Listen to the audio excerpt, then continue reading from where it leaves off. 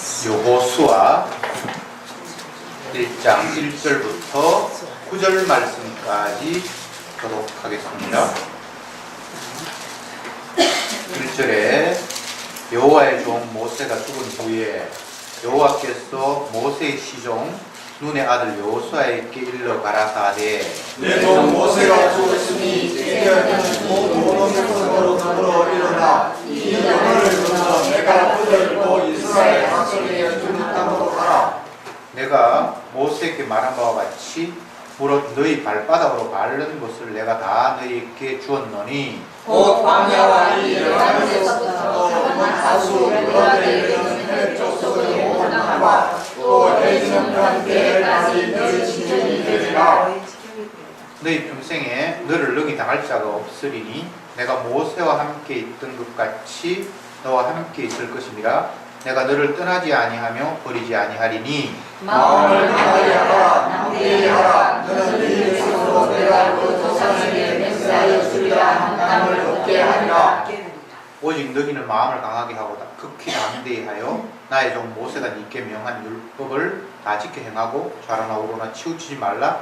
그리하면 어디로 가든지 형통하리니 이 율법을 너희에게 전하지 말게 하며 주야로 그것을 묵상하여 그 가운데 기록한 대로 다 지켜하라. 그리하면 너희들이 평안하게 될 것이라. 너가 형통하리라. 내가 네게 명한 것이 아니라 마음을 강하게 하고 담대하라. 두려워 말며 놀라지 말라. 네가 어디로 가든지 네 하나님 여호와가 너와 함께 하느니라 하시니라. 아멘.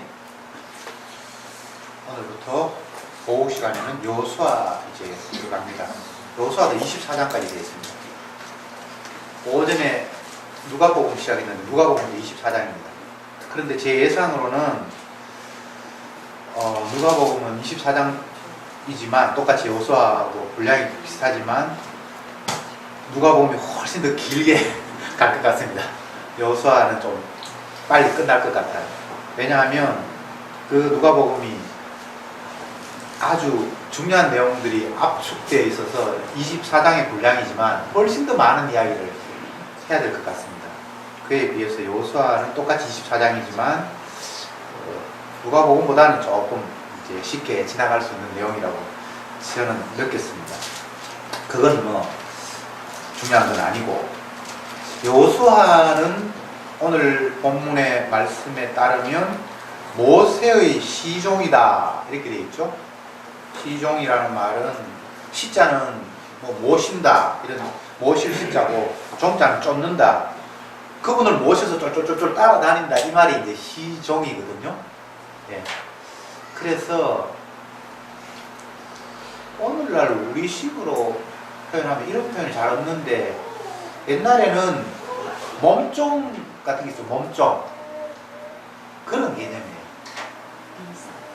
그러니까 모세라는 인물은 이스라엘 백성들의 관점에서는 대단한 인물입니다. 왜냐하면 하나님으로부터 직접 율법을 받았고 그 백성 전체를 이끌어서 광야를 애굽을 떠나서 홍해 건너고 광야까지 인도한 인물이니까 백성들의 관점에서 모세는 대단한 인물인데 모세가 죽어버리고 이제 여호수아에게 모세가 했던 일을 계속 바톤 타치를 했는데 백성에서 관점으로 보면 여호수아는 뭐 별 볼일 없는 사람이 그냥 모세의 몸좀 따라다니는 사람인데 갑자기 지도자가 되어버리니까 지도자는 백성들이 인정해야 지도자잖아요. 여러분 한번 생각해 보세요. 우리가 어떤 인물을 따를 때 그를 지도자라고 생각할 때에 모세 정도 되면 지도자라고 인정할 수밖에 없어요. 홍해를 지팡이로 갈라서 막 건너게 하고 그 하나님의 무서운 뭡니까 불이 일어나고 그렇게 할 때에 시내산에까지 올라가서 하나님하고 직접 단독으로 해가지고 십계명을 받아오고 막 이렇게 했으니까 백성의 관점에서 모세는 지도자라고 인정하지 않을 수 없어요. 그런데 모세의 시종 모세를 쫄쫄 따라다니면서 수종 들고 했던 이 여호수아를 백성이 지도자로 하나님은 뭐 자기 마음대로 하시니까 그를 지도자로 삼을 수는 있는데 이스라엘 백성들 입장에서 여호수아를 과연 지도자로 인정하면서 그에게 잘 순종할까라는 이런 의심이 반드시 생기겠죠. 그런 전제에서 우리가 여호수아 이 말씀을 한번 보자고요. 1절에 여호와의 종 모세가 죽은 후에 여호와께서 모세의 시종 눈의 아들 여호수아에게 일러 가라사대 내 종 모세가 죽었으니 이제 너는 이 모든 백성으로 더불어 일어나 이 요단을 건너 내가 그들 곧 이스라엘 자손에게 주는 땅으로 가라. 지금 모세의 바톤을 이어받아서 여호수아가 이스라엘 백성들을 향해서 뭔가를 사명을 계속 진행합니다. 애굽 땅에서 이스라엘 백성들이 살았잖아요. 여기에서 출발을 해가지고 광야를 통과하고 지금 가나안 입구에까지 왔습니다. 근데 모세가 애굽을 출발해서 광야를 통과해서 가나안 직전까지 왔는데 모세는 여기서 죽었어요. 죽고 난 이후에 하나님께서 하신 말씀이 이제 가나안으로 들어가야 되는 게 최종적인 목표인데 모세가 죽어버렸으니까 백성들 입장에서는 황당하잖아요. 우왕좌왕할 것이고. 그런데 하나님께서 모세의 시종이었던 여호수아에게 네가 이제 그동안 모세가 했던 일을 해라 이렇게 사명을 부여했단 말이죠. 여러분이 여호수아 같으면 어떤 마음이 들었겠어요? 정말 황당해요. 수준이 달라요. 모세의 시종인 여호수아와 모세는 아예 수준이 달라요. 모세는 직접 하나님을 대면하고 율법도 받았고, 근데 이 사람은 그 사람을 따라다녔던 사람인데 이제 네가 해라. 굉장히 심각하죠. 근데 사실은 심각할 건 없어요. 모세도 지가 한 게 아니고 여호수아도 자기가 할 일이 아니기 때문에 하나님 앞에 사명을 받는다는 것은 그에게 모든 것을 위임받아서 내가 마음대로 한다라는 개념이 아니라 이제 내가 너를 끌고 다니면서 일할 거야 라는 그런 말씀이에요. 모세도 자기가 능력이 없었지만 여호수아도 아무 능력이 없는 건 똑같아요. 우리는 성경에 나타난 선지자나 사도들이 대단한 사람일 거다라고 생각하는데 대단한 건 아니고 하나님이 어떤 사람을 불러서 주가 끌고 다니면서 일을 시키는 대상이 된 것 뿐이에요. 그래서 어떤 인간도 대단한 인간은 없습니다. 엘리야가 하나님 앞에 기도해서 3년 6개월 동안 비가 안 한 그 메마른 땅에 비를 내렸고, 또 하늘에서 하나님 앞에 기도했을 때 하늘에서 불이 내려서 재물을 태웠던 그런 엄청난 일을 했지만 그도 너와 성정이 똑같은 사람이다 이렇게 얘기했어요. 특별한 사람은 아니라는 거예요. 하나님이 그냥 사용했을 뿐이지 그 사람이 능력이 있어서 기도했기 때문에 하늘에서 비가 온 게 아니고, 비가 이제 내릴 타이밍이 되어서 하나님 앞에 기도하게 시켜서 그냥 비가 온 것 뿐이지 원래 하나님이 비 내릴 계획이 없었는데 엘리야가 하나님 앞에 땡깡을 부리듯이 열심히 기도해서 비를 내리는 것은 아니에요. 누가복음 1장에서 사가랴와 엘리사벳이 나이 많아서 자녀가 없었는데 어느 날 갑자기 자녀가 생겼고, 그 본문을 어떻게 표현하고 있는가 하면 천사가 나타나서 사가랴야 하나님께서 네 기도를 응답하셨다 이렇게 돼 있어요. 그러면 우리가 얼른 생각하기를 애 못 가졌으니까 애 달라고 막 열심히 기도했는데 이제 늙어서 응답을 받았는가 보다 이렇게 생각할 수 있죠. 근데 그렇지 않아요. 엘리사벳은 거기에서 네 기도가 응답되었다라는 말이 아들 달라고 기도했기 때문에 이제 아들 준다라는 의미는 아니에요. 제사장이 백성들을 대신해서 성전에 나아가서 하나님 앞에 분향을 하면서 기도한 내용들은 아들 달라고 한 것이 아니라 어쩌면 하나님의 약속대로 이 백성들에게 구원자를 보내주십시오라는 그런 기도를 했을 거예요. 그래서 하나님께서 기도하게 하셨고 기도 응답 주시면서 이제 세례 요한을 보내는 거지 아들 달라고 해서 응답한 거 아닙니다. 이걸 똑같이 인용을 하면 한나 역시 제사장의 아내죠. 맞습니까? 네. 한나가 아기를 못 가졌잖아요. 근데 기도했죠. 근데 기도 응답받고 사무엘이 태어나잖아요. 근데 거기도 마찬가지예요. 아들 달라고 해서 아들 주는 식의 응답이 아니라 한나의 기도는 제사장 엘리 제사장이 개판을 치고 엉뚱한 일을 하고 엘리의 두 아들이 뭐 성전에 가서 고기를 지 마음대로 살코기 뜯어먹고 여하튼 엉망진창이었어요. 그걸 한나가 다 봤죠. 그러면서 그가 기도한 것이 어떤 것인가 하면 하나님 이 나라에 제대로 된 제사장이 있어야 되겠습니다. 그런 기도를 할 때에 그래 내가 너를 통해서 제대로 된 제사장 만들게 해가지고 사무엘이 태어나거든요. 그래서 태어나자마자 이거는 내 아들이 아니야 하면서 할례 끝나고 난 뒤에 바로 성전에 갖다 바쳐버렸죠. 그러니까 이것은 애 없었어 안타까워서 애 달라고 기도했는데 하나님이 애 주셨잖아 이런 차원이 아닙니다. 자 다시 본문으로 돌아가서 모세는 출애굽시키고 홍해 건너고 광야 통과해서 가나안 직전까지 이르는 것이 모세의 할 일이었습니다. 모세가 120살에 죽었는데 그때 죽었을 때의 모세 상황을 성경이 묘사하면서 눈이 흐리지 아니하였고 기억이 쇠퇴하지 아니하였고 몸이 멀쩡했어요. 근데 하나님이 할 일 다 했기 때문에 죽였어요. 그래서 죽은 거 아닙니다. 가나안 안에 들어가는 건 모세의 역할이 아니에요. 그 입구까지가 모세의 역할이에요. 모세가 왜 가나안 땅에 들어가면 안 됩니까? 이 소리 아니죠? 아니에요. 네. 모세가 왜 가나안 땅에 못 들어가는 거 하면 그는 하나님의 말씀에 반석에서 물을 내라고 하셔서 반석을 지팡이로 가리키라 그렇게 했는데 모세가 반석을 지팡이로 막 때렸어요. 화가 나서. 백성들은 물을 달라고 하지. 내가 무슨 재주로 너한테 물을 주냐. 나도 너희들하고 똑같은 사람인데 내한테 물 내놓으라 그러면 내가 어떡하냐. 얼마나 답답했겠습니까? 하나님 내가 이 백성을 낳은 것도 아니고 내한테 물 쏠라 그러고 양기 쏠라 그러고 내가 지금 죽을 지경입니다. 나도 지금 물이 없어가지고 목말라 죽을 지경인데 내한테 물 달라 그러면 내가 어떻게 물을 만듭니까? 그러니까 하나님께서 반석에 인도하시면서 반석을 네가 지팡이로 가리키라 그러니까 화가 나가지고 막 때려버렸다니까. 그게 인간이에요. 그러니까 하나님께서 네가 나를 모욕했다. 내 말을 네가 그런 식으로 모욕했다. 그렇기 때문에 너는 내가 약속한 그 땅에 안 넣어주겠다고 말씀을 하셨어요.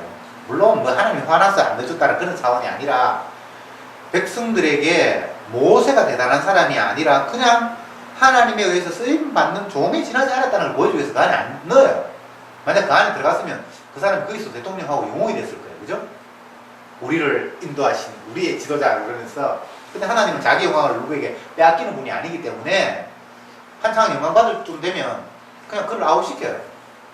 세례요한이 오래 살았으면 예수님이 빛나지 않았을 거예요. 그렇겠죠? 예수님 등장하기 전에 아웃시켜요. 주님만 영광 받아야 되기 때문에 그래요.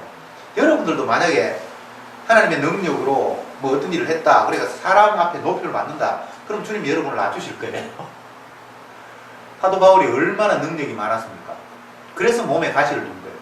교만하지 말라고 자고하지 말라고 스스로 너무 높아졌어. 내가 대단한 사람이구나라고 그렇게 착각하지 말라고. 지 몸 하나 스스로 간수 못해서 쩔쩔매는 그런 나약한 자로 주님이 일부러 그렇게 하신 거예요. 그게 주님의 자기 백성을 다루시는 모습이에요. 그러니까 스타 되려고 생각하지 마세요. 주님 잘 믿어서 성령 충만히 받아서 내가 사람들로부터 인정받아야지. 안 믿는 사람한테 인정받는 건 아니고 믿는 사람으로 인정받아야지. 그거 복음 아닙니다. 만물에 찝기만도 못한 자로 하나님 나를 다루셨다. 지 주목하면 안 되니까. 그래서 세례요한이 나는 세야 되고 주님은 행해야 됩니다라는 그런 생각을 갖도록 하셨단 말이죠. 그런 차원에서 모세는 가나안 땅에 못 들어가고 죽었습니다. 멀쩡한데 그냥 하나님 데려가 버렸어요. 늙어서 죽은 거 아닙니다. 아직 귀가 뭐 생생하고 눈이 생생하고 기력이 멀쩡했다고 그래 성경이 기록했어. 그래서 하나님은 너는 가나안 땅에 들어가면 안 되니까 너는 9 죽이고 그의 시종이었던 그를 모시면서 쫄쫄 따라다니면서 이렇게 했던 여호수아에게 네가 이제 앞으로 모세 역할을 해. 모세 황당합니다. 예. 주님 시킬 만한 사람을 시키시옵소서. 모세가 옛날에 처음 하나님께 부름받을 때 그 이야기였어요. 하나님 이 백성들 내가 인도한다고요. 시킬 만한 사람 시키세요. 차라리 우리 형님은 내보다 말도 잘하고 하니까 차라리 우리 형님 시키세요. 그렇게 얘기했어요.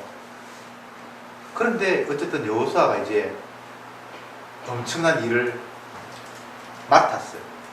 그러면서 주님께서 하시는 말씀이 이 백성들을 인도하고 요단을 건너서 가나안 땅으로 네가 데리고 가라.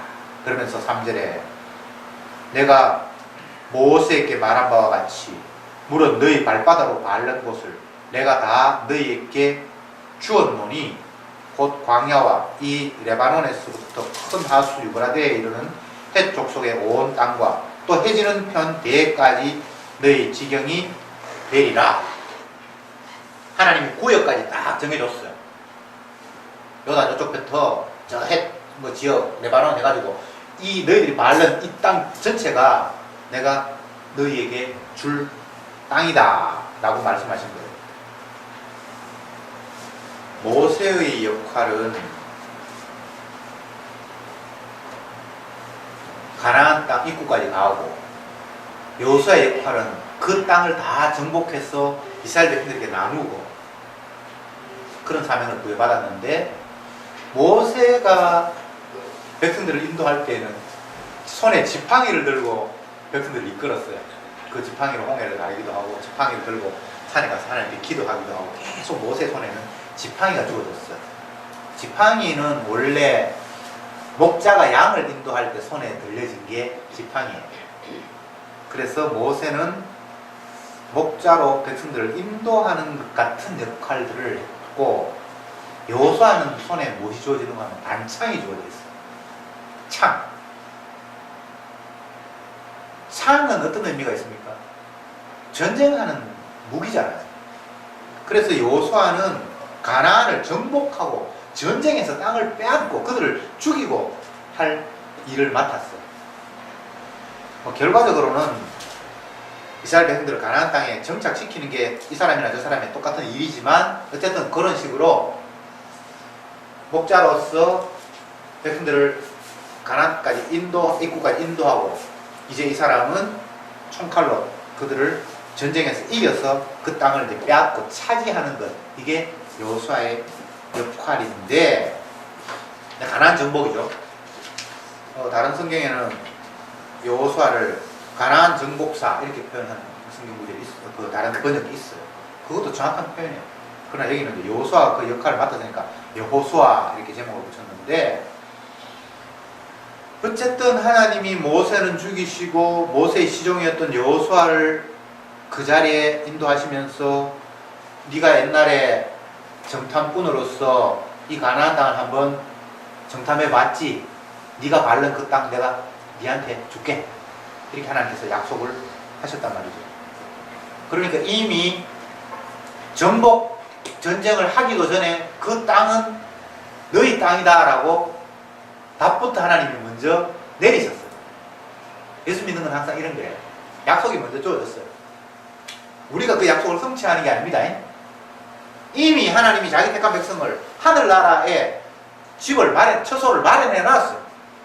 성도가 자기가 할 곳 마련하는 게 성도 아닙니다. 이미 하나님의 약속이 주어졌어요. 그러면 약속대로 주님이 끝까지 꼬린시킬 거예요. 이스라엘 백성들 어떤 행동을 해도 하나님이 가나안 땅에 집어넣겠다고 약속하셨으면 주님의 숙제예요. 여호수아 숙제 아닙니다. 여호수아가 정복 못하면 이들은 땅도 없이 그냥 광야에서 다 죽을 수 있겠다는 생각을 인간은 할 수 있는데 이 가나안 땅에 이스라엘 백성들을 넣겠다는 것은 하나님의 계획이기 때문에 여호수아의 실력하고 아무 상관이 없습니다. 신앙은 이런 거예요. 내가 어떻게 해서 천국 가고 내가 어떻게 해서 복 받고 내가 어떻게 해서 증인이 되고 그런 건 없습니다. 하나님이 증인이 되리라고 하면 그 사람은 증인 노릇하도록 주님께서 끌고 다닐 거예요. 그러면 우리가 이게 증인인가? 이건 증인이 아닐 텐데 이건 증인 맞아. 이렇게 구분할 필요도 없어요. 엉뚱한 모습으로 부끄러운 모습으로 증인이 되기도 하고 또 모범된 모습으로 증인이 되기도 하고 하나님이 양쪽 다 사용해요. 우리를 반듯한 모습으로 증인될 거라고만 생각하지 마세요. 우리의 실패와 나의 믿음 없음을 통해서 복음이 전파되기도 해요. 그러니까 하나님 일어나서 자기가 사용하니까 나 좀 모범된 모습, 좀 본받은 모습 사용해 주세요. 그건 내 욕심이고. 다윗이 우리아의 아내를 취했어. 그런 모습으로 증인이 되게 해요. 신앙 없는 모습을. 물론 궁극적으로는 하나님 앞에 증인되는 사람은 예수님 십자가 앞에 복종하게끔 하시지만 증인되는 과정에서는 불신의 모습이 남들에게 증인이 되도록 성도들에게 깨달음을 주고 하는 역할도 해요. 그러니까 여러분이 너무 좋은 역할 자꾸 꿈꾸지 마세요. 신앙 없음을 나를 통해서 보여주는 거예요. 솔로몬을 이스라엘의 왕으로 세웠습니다. 본인 스스로는 하나님 앞에 처음부터 기도하면서 하나님 나 왕 자격도 없는데 하나님이 나를 왕으로 세운다 그러니까 지혜를 주셔서 어떻게 하지 이 백성 잘 다스리게끔만 좀 해주십시오라고 그렇게 정말 순수한 마음으로 왕에 취임을 했죠. 그런데 막상 왕에 취임을 하고 보니까 인간적인 욕심이겠죠. 내가 이 백성 진짜 정말 잘 살게 만들어야지. 그런 머리도 좋고 똑똑하니까 온갖 정치적인 방법을 다 사용을 해서 이웃나라 공주들을 자기 아내로 맞이하면서 우리 편 만들고 막 나라가 잘 살고 부강하고 인간적으로 보면 솔로몬과 같은 나라가 없었어요. 그 당시 최고의 나라예요. 근데 나중에 성령을 깨닫고 보니까 이게 왕 노릇이 아니라 하나님이 왕이 있어야 되는데 내가 왕으로서 백성 잘 살게 하고 부자 되면 되는 줄 알았는데 그래서 자기 아들 로보암에게 나라를 물려주면서 전도서를 이야기하면서 헛되고 헛된 짓을 내가 했다. 이게 하나님이 원하는 것이 아니었는데 그리고 내가 아무리 누려봤자 이거는 헛된 것이 뿐이지 이것 가지고 하나님이 기뻐하시는 것 아니고 나라 경제적으로 부흥하게 되었다고 솔로몬 시대에는 은을 귀한 것으로 여기지 않았더라. 금 말고는 취급도 안 해. 너무나 잘 살아. 최고만 취급하는 그만큼 됐는데 그거 다 아무것도 아니더라는 거야. 그런 차원에서 부정적으로 솔로몬을 사용하셨어요. 무슨 말인지 알겠죠? 물론 그가 마지막에는 깨닫죠. 그러나 그의 한평생 왕으로서의 그 화려함, 번성함, 나라 강성함 그게 부정적인 모습이에요. 그게 그렇게 정인 노릇하는 거예요. 자, 다시 본문으로 들어가서 여호수아는 이스라엘 백성들을 가나안 땅으로 끌고 가서 다 땅을 나눠줘서 거기에 살게 해야 되는데 그 안에는 이미 다른 이스라엘 백성들 아닌 다른 사람들이 살고 있어요. 비켜주세요. 그러면 네 사세요. 이러면 얼마나 일이 편하겠습니까? 근데 여러분 집에 누가 와가지고 살래 그러면 여러분들 그냥 비켜주겠어요? 하나님 일부러 그런 구도를 마련하셨어요. 일부러. 그러면 가난한 사람들의 입장에서는 화가 나잖아요. 내 집에 다른 사람이 와서 살면. 근데 주님 뭐라고 얘기했는가 하면 너희들의 죄악이 관영했기 때문에 내가 너희들을 심판한다. 그래서 이스라엘은 할 말이 없어요. 가난한 사람들이 멸망당하는 건 이스라엘 백성들이 그게 살아야 되기 때문에 멸망당하는 게 아니고 죄로 가득했기 때문에 하나님이 죽이려고 이미 작정하셨기 때문에 그들은 죽고 난 이후에 이스라엘 백성들은 그 땅에 살고 하나도 인간들이 따져야 될 그런 뭐가 없도록 주님께서 사전에 다 조치하신 거예요. 바벨론을 들어서 이스라엘을 공격하겠다. 아니 하나님 그럴 수 있습니까? 이스라엘보다 바벨론이 더 악한 나라인데 우리를 침략하다니요. 아니 너희들은 율법 어겼으니까 너희들 맞아야 되고 바벨론은 내가 멸망시킬 거야. 할 말이 없네. 주님은 너무나 자기 약속대로 완벽하게 모든 일을 하시는 거예요. 여러분 하나님은 따지지 마세요. 따지다가 혼납니다. 예. 할 말이 없어. 요업이 뭐 따지다가 나중에 입을 뭐 제어놓고 가리고 뒤집어 주님 죄송합니다. 내가 괜히 입을 올렸네요. 그렇게 돼요. 주님이 그렇게 어설프게 일하시는 분이 아니에요. 완벽하게 누구도 하나님이 하시는 일에 왜 이렇게 하십니까? 라고 토를 달지 못해도 자기 약속대로 모든 것을 완벽하게 하시는 분이에요. 그러니까 가난한 사람들 죽는 거, 어린아이 할 것도 다 죽인다고 했는데 그거 억울할 게 없습니다. 죄 때문에 멸망받아야 돼요. 우리 외숙모님이 치매에 걸리셔서 요즘 고생한다고 우리 어머님 그렇게 말씀을 하시는데, 아이고 그 사람은 착하게 살았는데 이제 살만하니까 치매 걸리고 불쌍하다고 그러는데, 제가 얘기했어요. 착한 인간 없다고. 벌써 죽어도 아무 할 말이 없는데 아직 하나님께 살려주셨으니까 주님의 은혜 알면 되는 거지.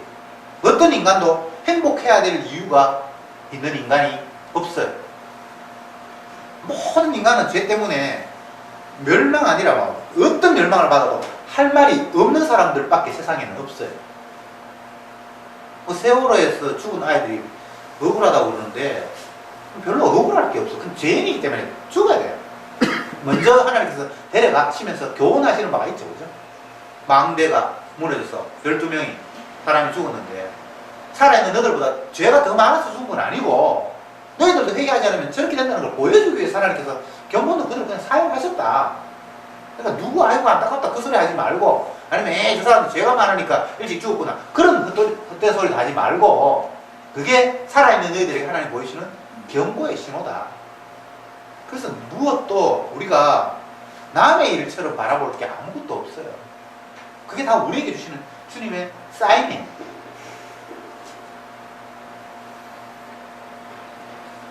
여호수아는 하나님 앞에 사명을 부여받으면서 이미 그 땅을 너희에게 주겠다는 약속까지 같이 받았습니다.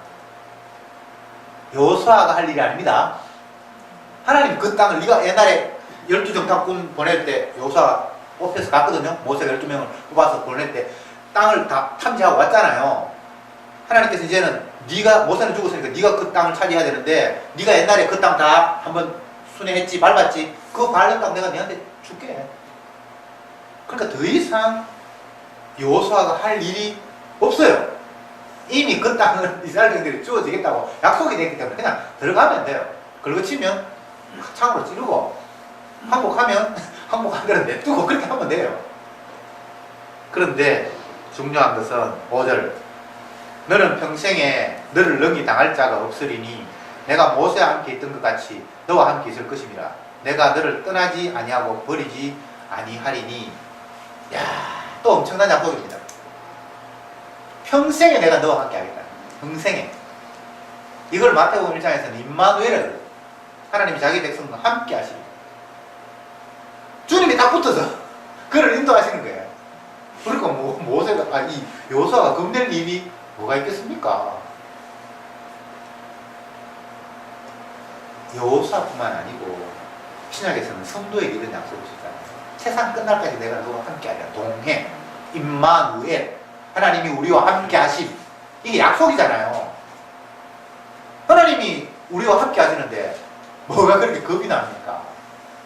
겁난다는 것은 하나님이 함께 하심을 지금 내가 믿지 못하거나 인정하지 않는 태도에서 나오는 거예요. 강아지도 주인이 옆에 있으면 큰 개한테 왜 그러면서 달라들어요.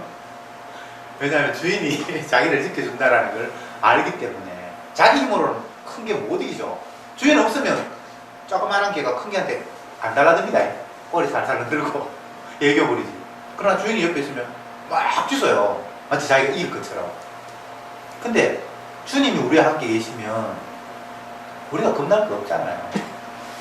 아무리 개가 커도 겁날 거 없잖아요. 다윗이 그런 고백을 하죠. 다윗 앞에 어마어마한 골리앗이 방패를 들고 창을 들고 서 있잖아요. 근데 다윗은 무기도 없어. 물맷돌, 실에 돌 묶어가지고 뭐 이렇게 짐승을 쫓았던 그거 그냥 이렇게 들려 있었잖아요. 그게 무기입니까? 전쟁 무기입니까? 전쟁 무기도 아니죠. 근데 다윗이 굉장히 놀라운 소리를 해요. 골리앗을 향해, 너는 창과 방패를 가지고 내게 나오지만 나는 만군의 여호와 이름으로 네게 나아간다. 어떻게 이런 말이 나올 수 있을까요? 주님이 함께 계시니 그냥 깨달아야 돼요. 그러니까 그 말을 할 수 있죠. 주님 옆에 계시거든. 너는 네 믿는 게 차이고 칼이지. 나는 여호와 하나님 믿고 네가 나아가는 거야. 이 게임은 이거 뭐 결과를 볼 것도 없어요. 여호와 하나님이 함께 계시는데 이런 믿음이 이게 성령이 와야 성도에게는 이런 믿음이 있어요. 세상이 뭐 통파가 치고 뭐가 난리가 나고 엘리사의 몸종이 밖에 나가 보니까 수많은 군대가 이스라엘을 포위하고 깜짝 놀랐을 때에 엘리사가 뭐라 그럽니까? 니는 적들 병사만 보이고 여호와의 불말이나 이 여호와의 군대는 안 보이냐? 주여 눈을 열어 보게 하옵소서. 그제야 보니까 아이고 여호와의 군사가 더 많구나. 그들은 우리를 지키고 계시니까. 근데 그걸 싸우는 거죠. 네. 본다는 것은 이건 육안으로 보는 건 아닙니다. 믿음으로. 여호와가 모세와 함께 있었던 것처럼 여호수아 너를 떠나지 않겠다, 버리지 않겠다 약속하셨잖아요. 그럼 여호와 하나님이 물체도 아니고 보이진 않잖아요. 이건 약속이죠, 그죠? 하나님의 약속은 우리 눈으로 확인하거나 하는 게 아니에요. 그냥 믿음으로만 확인할 뿐이에요. 믿어지면 그냥 누가 니 보이더냐 말더냐 아무리 이야기해도 그건 증거도 되지 않고 나를 방해할 요소가 아니에요. 그냥 믿어지니까 하나님 나와 함께 계시는 거예요. 만군의 여호와 이름으로 내가 나아가는데 네가 뭘 창을 가지고 방패를 가지고 뭐 키가 뭐 몇 미터 되면 그건 아무 상관이 없다. 이런 마음이죠. 그러면서 6절에 뭐라고 이야기합니까? 마음을 강하게 하고 담대히 하라. 너는 이 백성으로 내가 그 조상에게 맹세하여 주려 한 땅을 얻게 하리라. 계속 약속하시고 계속 또 말씀하시고 또 말씀하시고 또 말씀하시고 네가 들어가야 할 그 가나안 땅은 내가 이미 이 백성에게 주기로 너희 조상하고 이미 약속했다. 그러니까 너희는 반드시 간다. 그러니까 겁내지 마라. 저 짧은 본문에 마음을 강하게 하라, 담대히 하라, 두려워 말라 이 말이 계속해서 반복해서 나옵니다. 왜 그렇게 했어요? 인간은 두려워할 수밖에 없어요. 두렵잖아요. 여호수아는 전쟁도 조금 쳤고 그동안 광야 통과하면서도 적들이 좀 있어서 직접 조금 전투에 참가한 사람입니다. 그런데 그 외에 나머지 백성들은 손에 아무것도 없어요. 그들이 총칼이 있을 리 있습니까? 아무것도 없죠.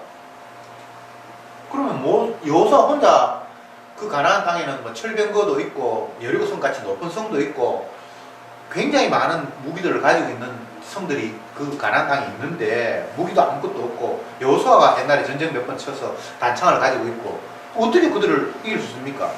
그러니까 주님께서 계속해서 강하고 담대하라 두려워 말라는 이야기를 계속해서 하는 거예요. 내가 이미 그 땅을 너에게 줬으니까 네가 옛날 정탐하면서 밟았던 땅은 내가 이미 너에게 주기로 약속했으니까 걱정하지 말라는 이야기를 계속해서 하는 거예요. 또 말씀하시고 또 말씀하시고. 차라리 이렇게 말씀하지 말고 이스라엘 백성들에게 최신식 무기로 탁 갖추도록 해봤으면 염려하지 말라 이런 말 할 것도 없을 텐데 저들은 총칼 들고 있는데 여기는 탱크를 가지고 있다든지 이렇게 장착을 시켜버리면 염려하지 말라 두려워하지 말라 이런 말을 하실 필요도 없을 텐데 아무것도 안 주고 자꾸 염려하지 말라 염려하지 말라 그렇게 이야기하는 거예요. 이게 하나님의 특징이에요. 왜 그런가? 여기에는 인간에게 자 하나님의 약속은 언약, 그 약속 다 좋습니다. 하나님의 약속은 믿음이라는 것으로 보지 않으면 이게 아무 힘이 안 돼요. 인간적인 관점에서는 자꾸 말씀만 남발하지 말고 손에 뭔가를 쥐어주면 좋잖아요. 전쟁에서 이기면 상대보다 더 강한 무기를 주면서 점령해. 그러면 예 알겠습니다. 이러면 뭐 믿으라 강하고 담대하라 뭐 두려워하지 말라 이런 말 할 거 없잖아요. 근데 하나님 그렇게 안 하세요. 왜? 인간의 힘이 아닌 하나님의 능력, 믿음으로만 되는 것이 하나님의 약속입니다. 그래서 어떤 일이 성취되고 난 이후에도 자기 자랑 못하고 하나님께서 하셨다라는 것을 나타내기 위해서 영광을 주님 혼자 받는 목적으로 하나님이 일을 이런 식으로 처리를 하시는 거예요. 그러니까 앞으로도 믿을만하게 하옵소서. 주님 말씀만 자꾸 하지 말고 현수할 좀 손에 쥐어주십시오. 이렇게 말하고 싶은데 하나님은 그렇게 하지 않아요. 아무것도 없게끔. 하사 시대에 기도원에게 하나님께서 적들을 물리쳐라 그러는데 기도원에게 뭐 준 것도 아무것도 없어요. 기도원이 원래 또 전쟁하는 사람도 아니고 방앗간 돌리고 뭐 쌀 농사 짓고 이런 사람인데 갑자기 적들을 물리치라 그러니까 얼마나 황당합니까? 그래서 그가 하나님 앞에 너무 답답하니까 한 소리가 하나님이 나와 함께 하시는 그 증거를 좀 보여주십시오. 무슨 증거 보여줄고 아침에 이슬이 내리는데 손뭉치 내가 갖다 놓을 테니까 손뭉치만 이슬이 내고 땅은 바짝 마르게 해주면 내가 하나님 함께 하시면 좋겠습니다. 그렇게 해줬어요. 그래도 또 지금 이제 반대로 땅은 다 적고 손뭉치만 말짱하게 해주십시오. 또 그렇게 되고 뭐 어쨌든 이게 반대로 했어요. 얼마나 믿음이 없었으면 그랬겠습니까? 그래서 이제는 어쨌든 전쟁을 치러야 되니까 하나님이 적을 물리치라고 나에게 사명을 주셨는데 적들을 나가 싸울 사람들 모이십시오. 그렇게 해서 한 2만 명, 2만 2천 명 그렇게 모였는데 하나님이 전쟁에 나갈 사람이 너무 많다. 아니 적들은 이거보다 훨씬 많은데요. 2만 2천 명 많은 거 아닙니다. 지금보다 많다.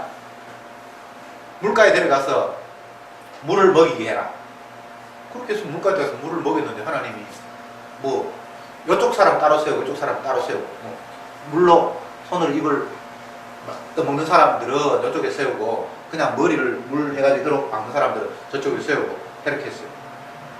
근데 그럼 이쪽은 300명 이쪽은 또 1만 몇천 명 300명만 전쟁에 나가라. 이쪽에 다 집을 돌려보내라. 우리 같으면 좀 많은 쪽 했으면 좋겠는데 어떤 사람은 뭐 전쟁의 앞길을 살피면서 이렇게 물을 먹은 사람들은 자세가 돼 있고 그냥 얼굴 쳐박고 먹은 사람은 자세가 안 돼 있으니까 택한데 그런 게 아니고 작은 수를 하나님께서 택한 거예요. 작은 수.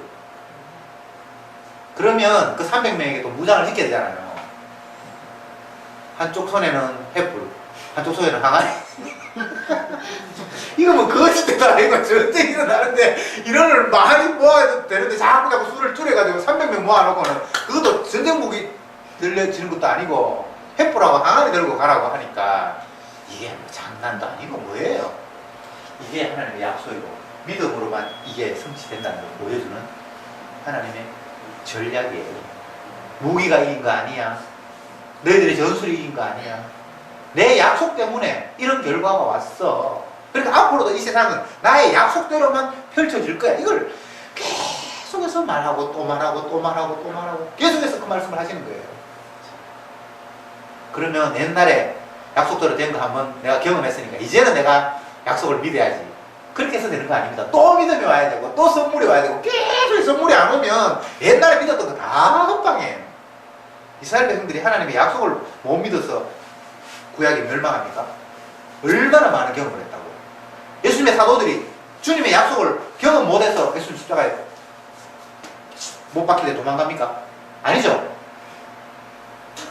약속 지금 안 주어지면 옛날에 약속 주어진 거 다 잊어버리고 헛방이에요. 그래서 우리는 성령이 지금도 떠나가시면 시체예요. 옛날에 믿었다 능력 받아. 아무 소용. 능력 받은 사람이 뭐 이스라엘 백성이 한둘이 아니고 사도들도 한둘이가 아닌데 그 능력을 안 되는 거예요. 그리고 우리는 아무것도 없어요. 경험 믿지 마세요. 옛날에 내가 알았다. 그거 아무 소용이 없습니다. 오로지 지금도 현재 주어지는 약속의 믿음, 성령, 그거 아니면 아무것도 아니라고 성경이 이야기하고 있는 거예요. 그러니까 그게 다윗이 기도하죠. 성신을 여기서 거두지 마옵시고. 구약에는 성신, 신약에는 성령이라고 표현했죠. 구약에는 그냥 여호와의 신, 성신 이렇게 표현했고 신약에는 성령. 뭐 구분 안 해도 되는데 우리 성경에는 잘 구분해놨어요. 지금 시대도 마찬가지입니다. 다윗이 왜 그런 기도를 합니까? 본인 스스로도 옛날에 골리앗 물리치고 뭐 많은 일 했어요. 근데 그것 가지고 안 되는 거예요. 지금도 주의 영이 나를 함께 하셔야만 믿음으로 약속이 성취됨을 확인할 수 있지. 옛날에 하나님이 믿음으로 보이셨으니까 이제는 네가 해봐라. 그런 게 안 된다는 걸 본인이 아는 거예요. 다윗은 하나님의 약속이 성취되는 모습을 수없이 목격했지만 반대로 믿음 없어서 약속을 떠나는 모습도 수없이 성경에 기록하고 있어요. 수없이. 왜 그렇습니까? 그게 인간이라는 거예요. 그게 죄인의 모습이라는 거예요. 하물며 우리일까 보냐, 너희일까 보냐. 그러니까 여러분들이 원래 뭐 대단한 사람도 아닌 걸 스스로 인정하고 있지만 아무것도 내가 할 수 있는 건 없어요. 지극히 작은 것도 안 돼요. 주가 우리를 붙들고 성령께서 역사하실 때 되는 거예요. 내가 한 건 아니고 주가 하시는 거예요. 어쨌든 마음을 강하게 해라, 담대해라, 염려하지 말라. 7절 말씀에 오직 너는 마음을 강하게 하고 극히 담대하여 나의 종 모세가 네게 명한 율법을 다 지켜 행하고 좌로나 우로나 치우치지 말라. 그래야만 어디로 가든지 형통하리. 모세가 준 율법을 지켜 행하라. 좌로나 우로나 치우치지 말라. 이 말은 계속해서 하나님이 약속하신 대로 너희들을 이끌 것이니까 그 약속만 붙들면 된다라는 이야기를 하고 있습니다. 말씀을 인간이 지키는 게 아니고 하나님께서 시행하시는 거예요. 어떤 말씀도 인간이 지킬 수 없어요. 하나님이 주신 말씀을 누가 지킵니까? 하나님의 아들이 지켜요. 이런 구도가 되어 있어요. 이렇게 뭐 여호수아에게 지키라 그러니까 마치 우리가 이 말씀을 순종해야 되는 것처럼 그렇게 받아들일 수 있는데 그건 아니고 결국은 이 말씀대로 된다는 걸 네가 놓쳐서는 안 된다는 거예요. 잊어서는 안 된다는 거예요. 하나님이 말씀하셨으니까 이 말씀을 아들을 통해서 반드시 성취할 거야. 내가 이 백성을 가나안 땅으로 인도하겠다고 약속하셨지. 그 말씀대로 반드시 성취될 것을 너희들이 믿어. 그게 주의 율법을 떠나지 말라는 이야기지. 내가 어떻게 액션을 취해서 할 수 있는 건 아무것도 없어요. 8절에 이 율법책이 네 입에서 떠나지 말게 하며 주야로 그것을 묵상하여 그 가운데 기록한 대로 다 지켜 행하라. 그래 하면 네 길이 평탄하게 될 것이라. 네가 형통하리라. 내가 네게 명한 것이 아니냐. 마음을 강하게 하고 담대하라. 두려워 말라. 놀라지 말라. 네가 어디로 가든지 네 하나님 여호와가 너와 함께 하시라. 그래서 계속해서 기록한 말씀을 기억하라, 묵상하라, 뭐 지켜라. 다 같은 표현이에요. 인간이 지키는 건 아니고 그 말씀대로 되는 건 네 똑똑히 바래. 정신 바짝 차리라. 하나님 말씀이 뭐라고 기록되어 있지? 그래. 네 백성들을 그 땅에 넣을 거라고 약속하셨잖아. 아브라함의 후손을 통해서 결국 예수님이죠. 너희들이 복을 받을 것을 너희들이 기억해라. 계속해서 하나님께서 약속의 말씀을 주셨는데 그 말씀 너희들이 새겨라. 그 말이 지키라, 묵상하라, 뭐 순종하라 여러 가지로 표현되어 있어요. 인간이 행하는 건 아니고 말씀대로 그렇게 되는 거 너 똑똑히 기억해. 확인해야 돼. 그것도 왜 다른 거 절대 신경 쓰면 안 돼. 그렇게 할 때 내가 너와 함께 한다는 걸 네가 결국 확인하게 될 거야 라는 식으로 말씀을 하고 있습니다. 율법이라는 것은 모세 때 주어지고 모세 시대 훨씬 이전에 아브라함에게 하나님께서 벌써 복음을 말씀하셨어요. 어떻게 구원을 얻는다는 거예요. 아브라함아, 네 후손을 통해서 만민이 복을 받을 자를 내가 보내겠다. 율법 이야기하기 전에 이미 구원이 먼저 주어졌어요. 구원의 약속이. 그리고 나중에 430년 후에 율법이 주어졌어요. 이건 어떤 의미입니까? 율법을 지켜서 구원을 얻기 이전에 이미 구원을 먼저 약속하셨다니까. 그리고 한참 후에 율법을 줬죠. 율법의 내용이 순종하면 복, 불순종하면 지옥. 자, 요거 잘 생각해보고 요거 하고 이제 마칩시다.